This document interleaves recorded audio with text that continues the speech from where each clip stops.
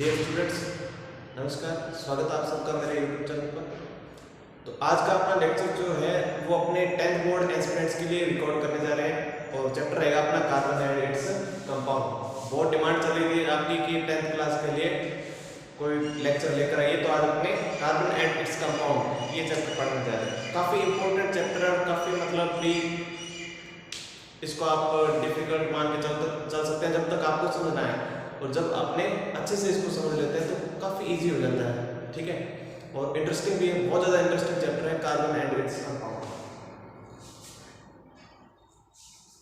तो देखिए इसकी शुरुआत करते हैं अपने कार्बन के जनरल इंट्रोडक्शन से। इस चैप्टर की शुरुआत करेंगे अपने कार्बन के जनरल इंट्रोडक्शन से। क्या होता है कार्बन?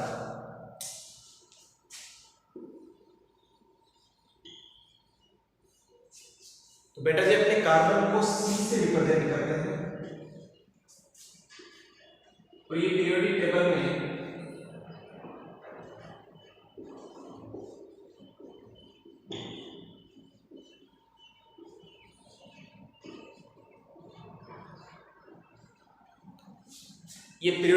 में एटॉमिक नंबर 6 मतलब 6 नंबर पर रखा हुआ है।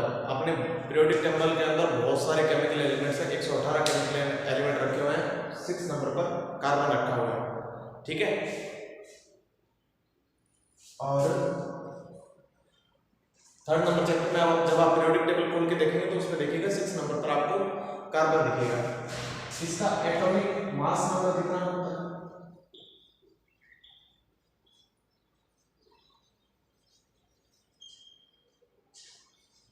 एटॉमिक मास नंबर को रिप्रेजेंट करते हैं A से, और ये होता है 12। ठीक है, ये सीधे कहेंगे कार्बन का एटॉमिक मास कितना होता है? 12 होता है। कार्बन कौन से ग्रुप के अंदर रखा हुआ है? ग्रुप, तो ग्रुप होता है इसका 14। कार्बन 14 नंबर ग्रुप के अंदर रखा हुआ है पीरियोडिक टेबल के अंदर। Period second.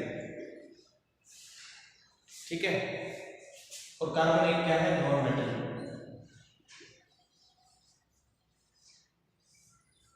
कार्बन क्या है? एक नॉन मेटल है। अब देखिए ये सारी चीजें आप सबके लिए नई है। आप क्या करें, पहले थर्ड नंबर चैप्टर के अंदर जाएं, पीरियोडिक टेबल को खोलें, उसमें देखें भी कार्बन 6 नंबर पर रखा हुआ है पीरियोडिक टेबल के अंदर। ठीक है, और उसका एटॉमिक मास कितना है? 12 है। मोस्टली एलिमेंट के ऐसे होते हैं, मतलब जो जितना एटॉमिक नंबर होता है उसका डबल एटॉमिक मास होता है। अब देखिए ग्रुप के बारे में थोड़ा सा इंफॉर्मेशन दे दूं मैं आपको। जैसे ये आपका पीरियोडिक टेबल है पूरा,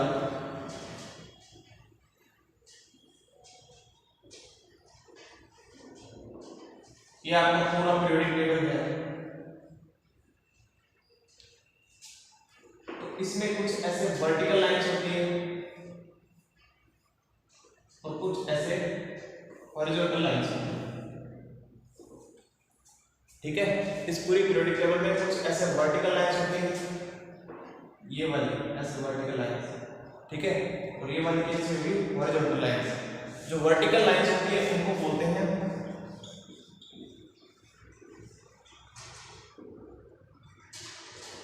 ग्रुप्स, और जो हॉरिजॉन्टल लाइंस होती है इनको बोलते हैं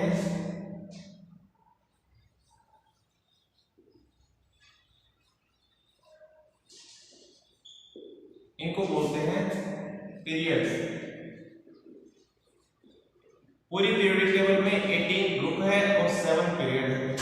पूरी पीरियोडिक टेबल में 18 ग्रुप है और 7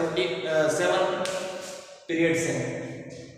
तो देखिए पीरियड कौन से में आता है? सेकंड नंबर पीरियड में आता है कार्बन। आप पीरियोडिक टेबल खोल के देख लीजिएगा, जो सेकंड वाली हॉरिजॉन्टल लाइन है उसके अंदर कार्बन रखा हुआ है, और फर्स्ट ये वर्टिकल लाइन कौन सी है या फिर ग्रुप कौन सा है? 14 नंबर। ओके,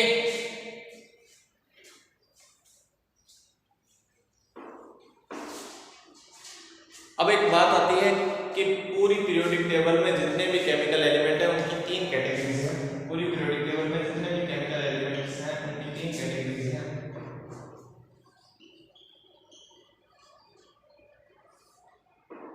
पहली होती है मेटल, फिर नॉन मेटल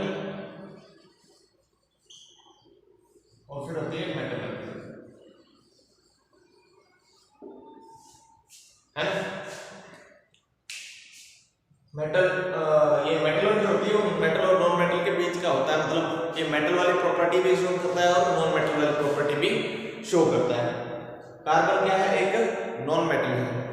ओके, तो ये कार्बन के बारे में जनरल से इंफॉर्मेशन थी। जब आप पीरियोडिक टेबल पढ़ लेंगे तो ये बातें और भी ज्यादा आपके क्लियर हो जाएगी। एक बार फिर से रिपीट कर देता हूँ। Atomic number 6, atomic mass number 12, group number 14, period number 2 और ये क्या है, एक नॉन मेटल। ये आपका जनरल इंट्रोडक्शन कंप्लीट होता है इसका कार्बन का।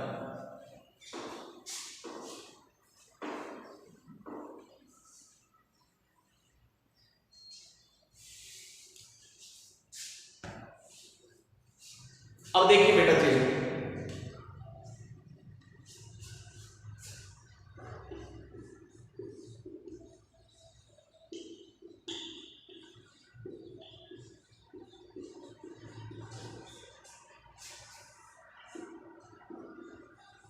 एक टर्म हमारे सामने आती है ऑर्गेनिक कंपाउंड्स। क्या होते हैं ऑर्गेनिक कंपाउंड्स? तो देखिए, the carbon containing compounds, the carbon containing compounds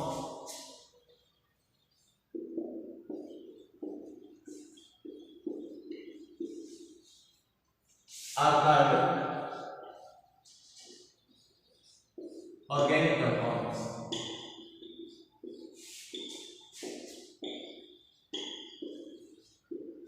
The carbon containing compounds are called organic compounds. अब देखिए कौन कौन से कंपाउंड ऑर्गेनिक कंपाउंड हो सकते हैं। कार्बन जब है हाइड्रोजन के साथ, कार्बन सल्फर के साथ, कार्बन फास्फोरस के साथ, कार्बन नाइट्रोजन के साथ, कार्बन ऑक्सीजन के साथ, कार्बन हैलोजन के साथ बॉन्ड बनाकर बहुत सारे कंपाउंड बनाता है। दोबारा सुनिएगा, कार्बन हाइड्रोजन के साथ, कार्बन सल्फर के साथ, कार्बन फास्फोरस के साथ, कार्बन नाइट्रोजन के साथ, कार्बन ऑक्सीजन के साथ और कार्बन हैलोजन के साथ, हैलोजन के साथ कोवैलेंट बॉन्ड बनाकर, या अभी तक आप ऐसा मान के चलें भी बॉन्ड बनाकर बहुत सारे कंपाउंड तैयार करता है। उन कंपाउंड्स को अपने क्या बोलते हैं, ऑर्गेनिक कंपाउंड्स बोलते हैं। ठीक है, सिंपल सा आप डेफिनेशन ध्यान में रखिएगा। The carbon containing compounds are called organic compounds.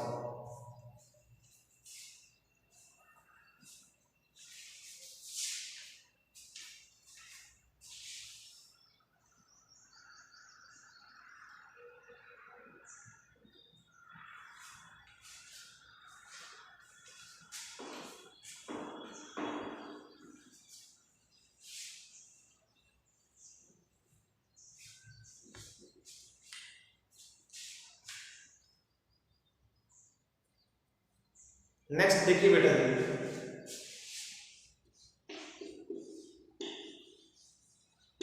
Organic chemistry.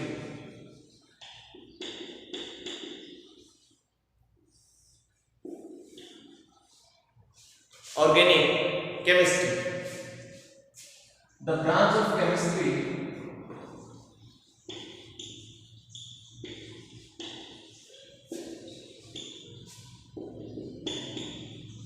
in which we study about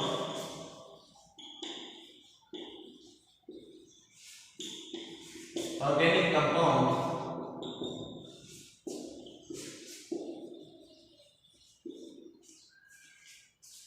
is called organic chemistry.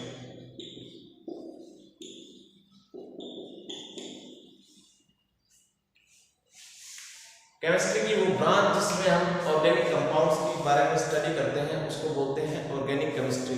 और एक बात ध्यान में रखिएगा, इस पूरी अर्थ पर जितने भी केमिकल कंपाउंड है, चाहे वो नेचुरल है चाहे वो आर्टिफिशियल है, उसके 90% जो कंपाउंड है वो क्या है, ऑर्गेनिक कंपाउंड। ठीक है, जितने भी केमिकल कंपाउंड पूरी अर्थ पर मिलते हैं उसके 90% ऑर्गेनिक कंपाउंड है, मतलब ऑर्गेनिक केमिस्ट्री की सबसे बड़ी ब्रांच है जिसके अंदर हम 90% केमिकल कंपाउंड्स के बारे में स्टडी करते हैं।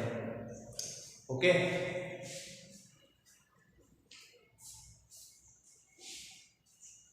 तो साथ साथ में आप नोट्स बनाते चले इसके।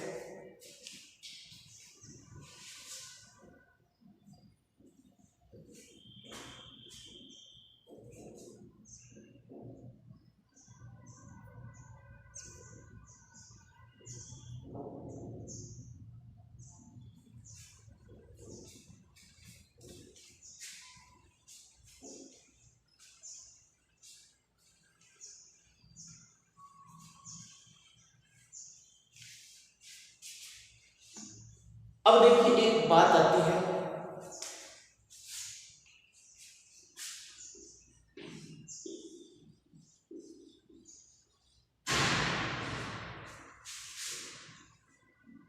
कार्बन की दो बहुत ही इंपॉर्टेंट प्रॉपर्टीज है।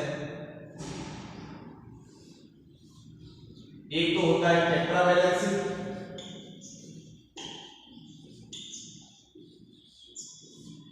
कार्बन की दो बहुत इंपॉर्टेंट प्रॉपर्टीज है, एक होता है टेट्रावैलेंसी और एक होती है कैटेनेशन।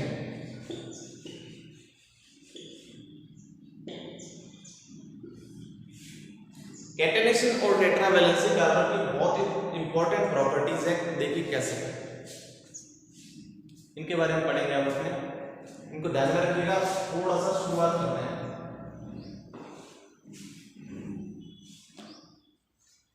जैसे कार्बन का जेड कितना है, 6 है। आप पीरियोडिक टेबल में पढ़ेंगे कि एक न्यूट्रल एटम के अंदर जेड के इक्विवेलेंट, जितना जेड होता है उतने क्या होते हैं, इलेक्ट्रॉन होते हैं। जेड के इक्वल क्या होते हैं, इलेक्ट्रॉन होते हैं, और जेड के इक्वल क्या होते हैं, प्रोटॉन होते हैं। एक न्यूट्रल एटम के अंदर जेड के इक्वल इलेक्ट्रॉन होते हैं और जेड के इक्वल क्या होते हैं, प्रोटॉन्स होते हैं, और ए माइनस जेड ये हो जाते हैं न्यूट्रॉन्स। ये अपने पीरियोडिक टेबल के अंदर पढ़ेंगे। तो देखिए कार्बन के अंदर कितने इलेक्ट्रॉन हो गए, फिर कार्बन के अंदर कितने इलेक्ट्रॉन हो जाते हैं, 6। तो इनको अपने ऐसे लिखते हैं 2 and 4, मतलब ये कार्बन का न्यूक्लियस, ये कार्बन एटम का न्यूक्लियस, और ये इसकी फर्स्ट सेल। फर्स्ट सेल, इस फर्स्ट सेल के अंदर 2 इलेक्ट्रॉन है, और सेकंड सेल में कितने इलेक्ट्रॉन है, 4 इलेक्ट्रॉन। इस कार्बन के अंदर 2 ही सेल है, तो इस आउटर मोस्ट सेल को अपने बोलते हैं वैलेंस सेल। कार्बन के अंदर 2 ही सेल है, तो इस आउटर मोस्ट सेल को क्या बोलते हैं अपने, वैलेंस सेल। मतलब 2 ही सेल है इसके अंदर, और जो आउटर मोस्ट सेल है उसको बोला जाता है वैलेंस सेल। इस बात को ध्यान में रखिएगा। फर्स्ट सेल के अंदर 2 इलेक्ट्रॉन है, और आउटर मोस्ट सेल के अंदर कितने इलेक्ट्रॉन है, 4 इलेक्ट्रॉन है कार्बन के अंदर। अब एक और बात सुनिए, फर्स्ट सेल के अंदर तो 2 ही इलेक्ट्रॉन आ सकते हैं, 2 कंप्लीट हैं पूरे, ठीक है, 2 आ सकते हैं, 2 कंप्लीट है। सेकंड सेल के अंदर 8 इलेक्ट्रॉन आ सकते हैं, लेकिन है कितने, 4। 8 इलेक्ट्रॉन आ सकते हैं, कितने, 4। मतलब इसको 4 और चाहिए, 4 की रिक्वायरमेंट है, और है 4 इलेक्ट्रॉन इसको और चाहिए, चाहे वो तरीका कोई सा भी हो, लेकिन इसको 4 इलेक्ट्रॉन और चाहिए। एक छोटी सी बात बताऊं मैं आपको, कि सारे नॉन मेटल्स का एक प्रॉपर्टी होता है कि वो अपने आउटर मोस्ट सेल के अंदर 8 इलेक्ट्रॉन रखना चाहते हैं। सारे नॉन मेटल्स का प्रॉपर्टी होता है कि वो अपने आउटर मोस्ट सेल के अंदर 8 इलेक्ट्रॉन रखना चाहते हैं। इस 8 इलेक्ट्रॉन को बोलते हैं ऑक्टेट। इस 8 इलेक्ट्रॉन वाले टर्म को क्या बोलते हैं, ऑक्टेट। मतलब वो अपना ऑक्टेट कंप्लीट रखना चाहते हैं, ठीक है। तो दोबारा से सुनिएगा, फर्स्ट सेल के अंदर 2 इलेक्ट्रॉन है, 2 ही आ सकते हैं। सेकंड सेल के अंदर 4 इलेक्ट्रॉन है, होने कितने चाहिए थे, 8। तो इसको 4 इलेक्ट्रॉन और की रिक्वायरमेंट रहेगी।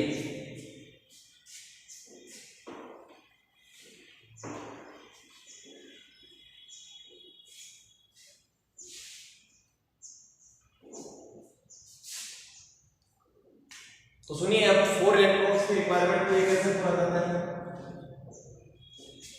जैसे ये कार्बन है, इसके आउटमोस्ट शेल के इलेक्ट्रॉन्स को आप ऐसे क्रॉस से दिखा दें।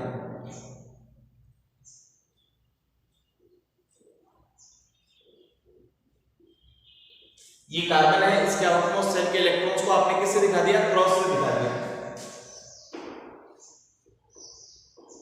और ये हाइड्रोजन है जिसके पास एक इलेक्ट्रॉन होता है।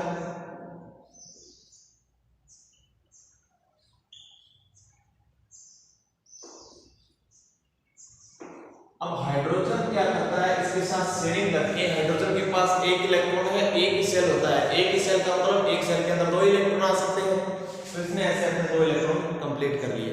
ठीक है, हाइड्रोजन के पास एक ही इलेक्ट्रॉन है और एक इलेक्ट्रॉन है और एक ही शेल है, तो एक सेल के अंदर दो इलेक्ट्रॉन आ सकते हैं। एक इसके पास है और एक और चाहिए, इसने कार्बन के साथ शेयरिंग करके ले लिया। हाइड्रोजन के तो पूरा हो गया सिस्टम ऐसे। अब कार्बन के पास 4 इलेक्ट्रॉन वैलेंस सेल में होने कितने चाहिए? 8। 4 तो खुद के पास है, उन्हें 8 चाहिए, तो ये क्या करता है, ऐसे करके हाइड्रोजन के साथ शेयरिंग कर लेता है। तो ऐसे ये एक दूसरे से शेयरिंग करके और कार्बन और हाइड्रोजन के बीच में ऐसे ऐसे कोवैलेंट बॉन्ड का फॉर्मेशन हो जाता है। शेयरिंग से जो बॉन्ड बनते हैं, इलेक्ट्रॉन्स की शेयरिंग से जो बॉन्ड बनते हैं उनको बोलते हैं covalent bond.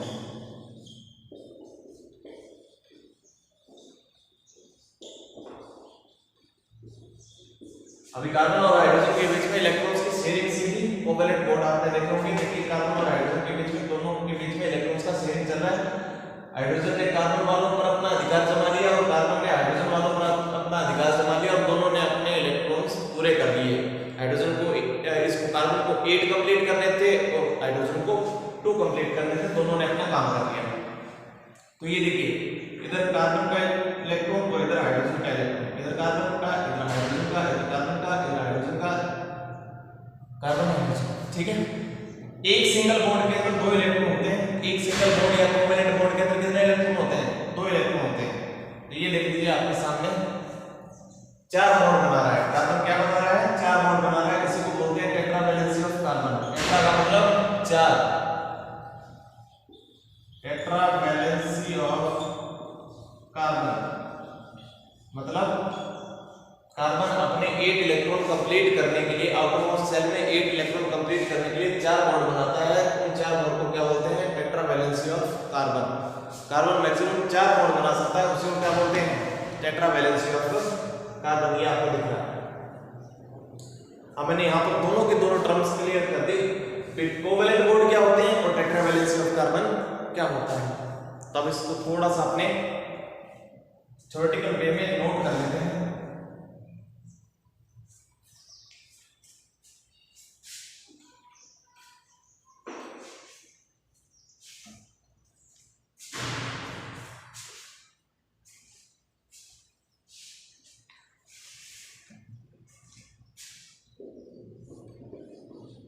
Covalent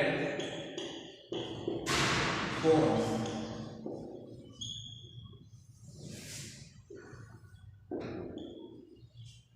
covalent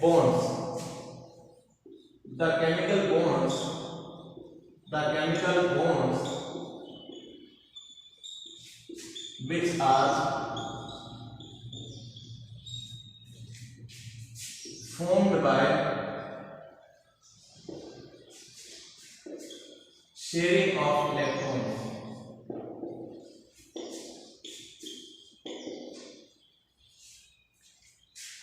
are called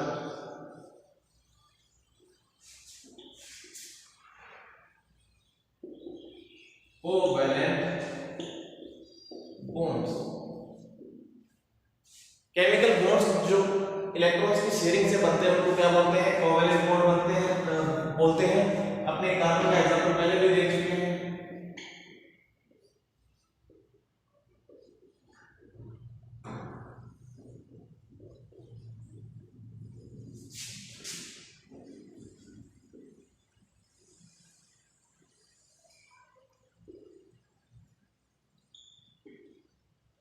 sharing से एक एक दूसरे का कार्बन अपना ऑक्टेट पूरा कर लेता है और हाइड्रोजन अपने 2 इलेक्ट्रॉन पूरे कर लेता है, ठीक है।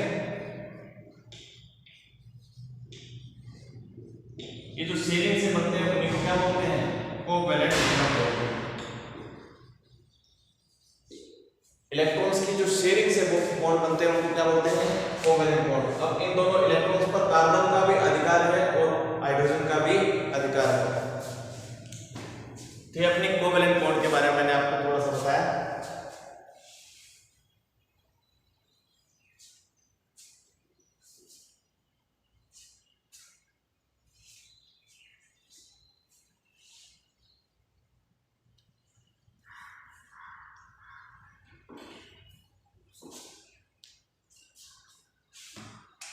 अब देखिए नेक्स्ट एग्जांपल अपने ले लेते हैं CO2 का।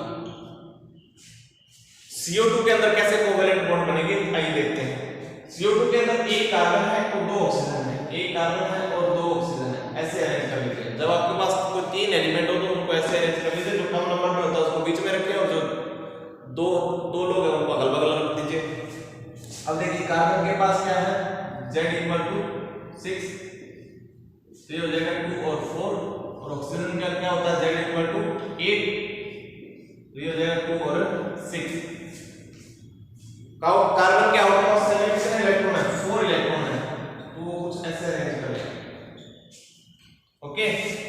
और ऑक्सीजन के आउटमोस्ट शेल में कितने इलेक्ट्रॉन है, 6 इलेक्ट्रॉन है, तो वो कुछ ऐसे डॉट से अरेंज कर लेंगे।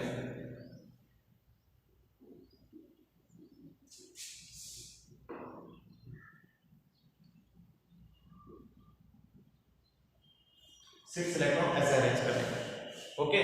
तो ऑक्सीजन को कितने चाहिए, 6 है, 2 और 3 8 कंप्लीट हो जाएंगे। ये देखिए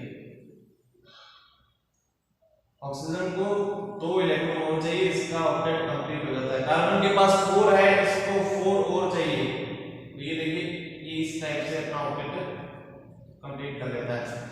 मैंने कहा था 2 इलेक्ट्रॉन से एक सिंगल बॉन्ड बनता है, तो ये देखिए 2 इलेक्ट्रॉन से एक सिंगल, तो इनके बीच में क्या बन जाएंगे, ऐसे डबल बॉन्ड बन जाएंगे। तो ये हो गया CO2 का इलेक्ट्रॉन डॉट स्ट्रक्चर।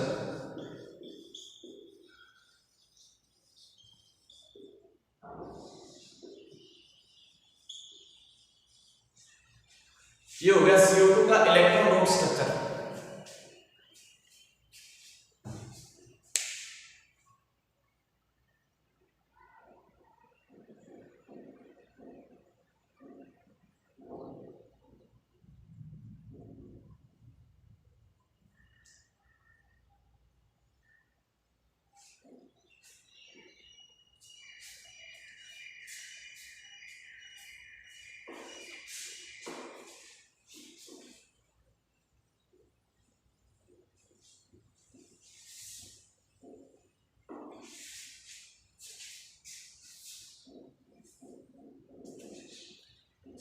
अब देखिएगा बेटा जी, CO2 के अलावा और भी अपने बहुत सारे इलेक्ट्रॉन स्ट्रक्चर बना सकते हैं, जैसे फ्लोरीन F2 एग्जांपल आ जाता है F2 का।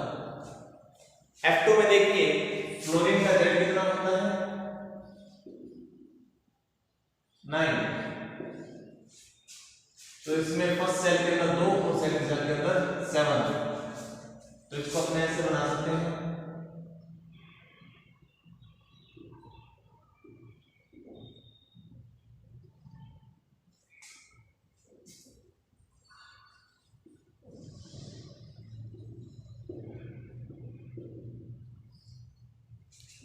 इसके पास 7 इलेक्ट्रॉन, इसके पास 7 इलेक्ट्रॉन, ये देखिए इसने अपनी एक की रिक्वायरमेंट पूरी कर ली, 8 इलेक्ट्रॉन कंप्लीट हो गए, उसने भी अपना 8 का पूरा कर लिया।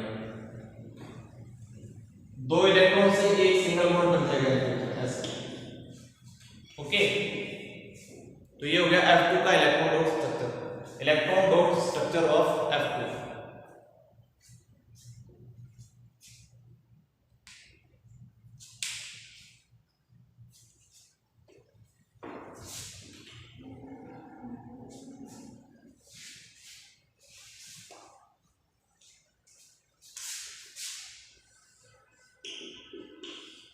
नेक्स्ट एक क्वेश्चन लिख लीजिए, what is the tetravalency of carbon.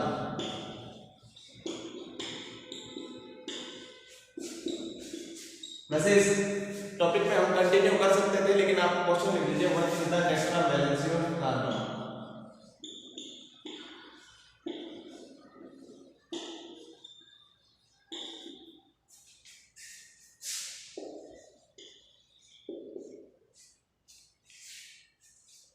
इसमें लिखिएगा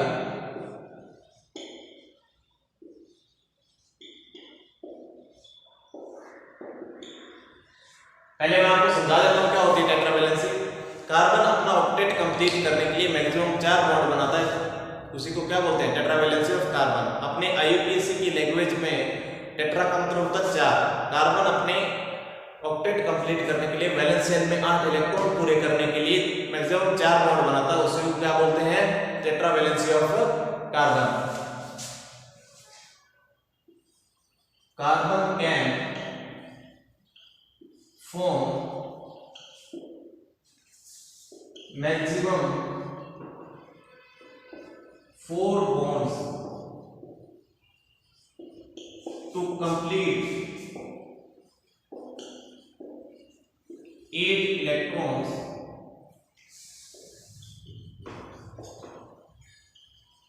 in its outermost या फिर वैलेंस शेल।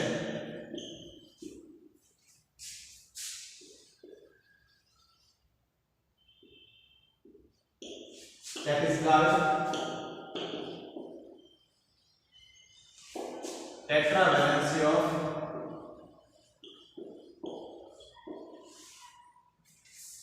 कार्बन। कार्बन अपनी वैलेंस शेल या आउटरमोस्ट शेल में 8 इलेक्ट्रॉन कंप्लीट करने के लिए, 4 तो ऑलरेडी होते हैं, 8 इलेक्ट्रॉन कंप्लीट करने के लिए मैक्सिमम 4 बॉन्ड्स बनाता है, उसी को अपने बोलते हैं टेट्रा वैलेंसी ऑफ कार्बन। उसी को क्या बोलते हैं अपने, tetra valency of carbon. Carbon ऐसे 4 बॉन्ड बनाता है।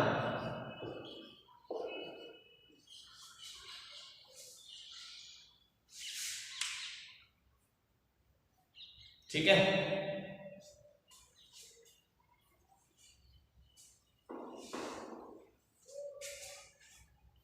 अब देखिए दो साइंटिस्ट थे, the concept of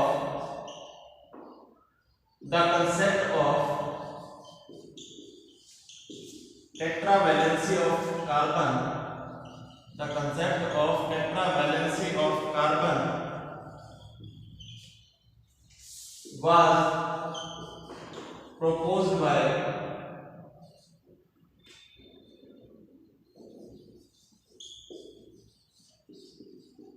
Lee Bell and Van Hoff।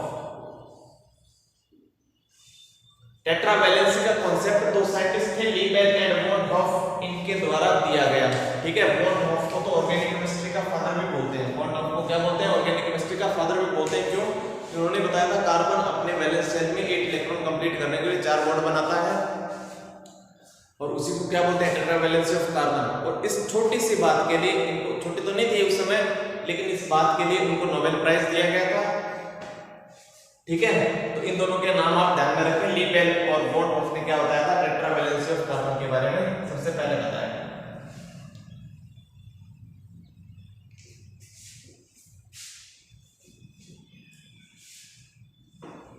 Tetra valency of carbon में लास्ट में एक पॉइंट और लिख लीजिएगा, देखिएगा कार्बन के जो चारों बॉन्ड होते हैं ना, एक्चुअल में तो अपने कैसे भी बना देते हैं, एक्चुअल में तो अपने ऐसे बनाते हैं,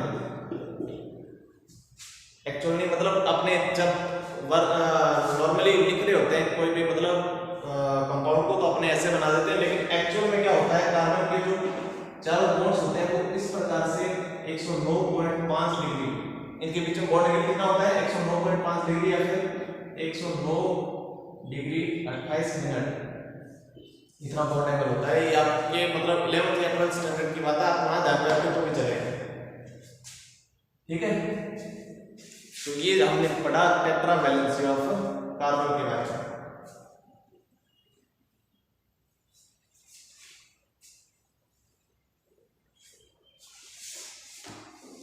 सेकंड क्वेश्चन डालिए,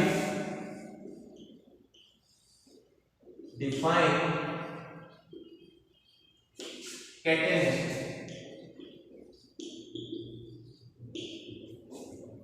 डिफाइन कैटेनेशन।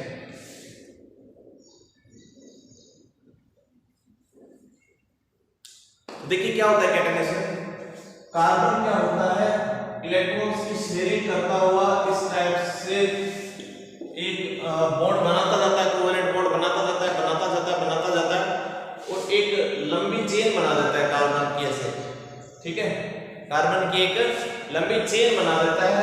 इसी प्रॉपर्टी को, कार्बन की इस प्रॉपर्टी को क्या बोलते हैं, कैटेनेशन बोलते हैं। दोबारा सुनिएगा, कार्बन को ऐसे इलेक्ट्रॉन्स की शेयरिंग करते हुए, शेयरिंग करता जाता है और एक लंबी चेन बना देता है कार्बन की, ठीक है। आपने बहुत सारे चेन वाले कंपाउंड देखे होंगे, कार्बन की लंबी लंबी चेन वाले कंपाउंड होते हैं, बहुत सारे organic compound.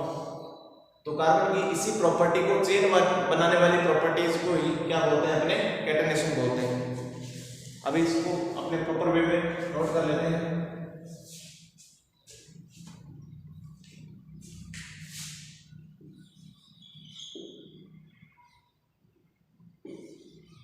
Carbon can form a number of covalent bonds with other carbon atoms, and due to this occurs formation of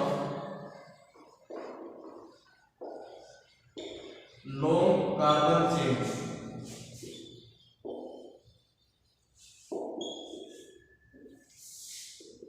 This property of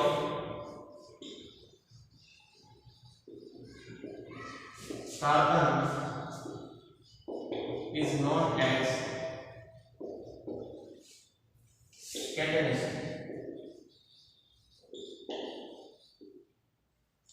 ठीक है। कार्बन की इस प्रॉपर्टी को अपने क्या बोलते हैं, कैटेनेशन बोलते हैं। कार्बन दूसरे कार्बन एटम के साथ लगातार ऐसे कोवेलेंट बॉन्ड बनाता जाता है और लंबी लंबी चेन वाले कंपाउंड पे।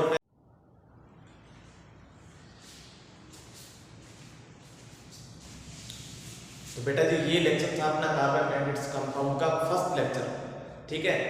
नेक्स्ट लेक्चर में और भी बातें करेंगे, आईयूपीएसी नेमिंग की शुरुआत करेंगे। आप नए हैं तो शायद ना जानते हो आईयूपीएसी नेमिंग को, जिन्होंने थोड़ा मोटा पढ़ रखा है उनको पता होता है क्या क्या होती है आईयूपीएसी नेमिंग। तो अपने इस लेक्चर को यहीं खत्म करते हैं। आप इसको प्रॉपर वे में नोट कीजिएगा, अच्छे से पढ़िएगा इसको, और अगला लेक्चर और भी बहुत ही बेहतरीन वाला अपना आईयूपीएसी नेमिंग का होगा। अच्छा रेस्पॉन्स दीजिएगा, ज़्यादा से ज़्यादा इसको सब्सक्राइब कीजिएगा, शेयर कीजिएगा, और बस तो मिलते हैं नेक्स्ट लेक्चर में। Thank you for watching.